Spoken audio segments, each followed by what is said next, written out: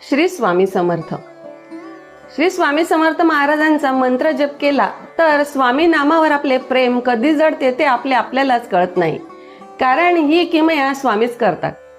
या नामाचा प्रभाव आपल्या नकळत आपल्याच अंतःकरणावर होतो. कोणतेही संत सत्पुरुष नाम घेण्याचा आग्रह धरतात. स्वामींचा जप, स्वामींचे नामस्मरण करावे. सर्वच स्वामी भक्त नेहमी नामस्मरण करत असतात. नामाचे महात्म्य अगाध आहे. ज्याप्रमाणे ताकातच लोणी लपलेले असते, पण त्यासाठी ते सतत भुसळावे लागते, तसेच नामातच नामाचे प्रेम दडलेले आहे. सातत्याने आणि अंतःकरणाने आपण जर नामाचा अभ्यास केला तर नामाचे प्रेम आपोआप येते. प्रपंचात जसे अभ्यास, कर्म, कर्तव्य यांना महत्व आहे, तितकेच महत्व परमार्थात नामस्मरणाला आहे.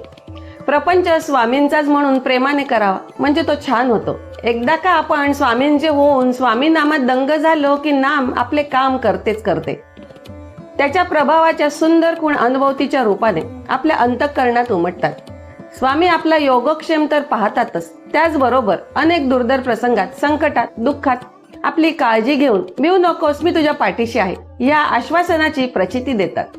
श्री स्वामी समर्थ.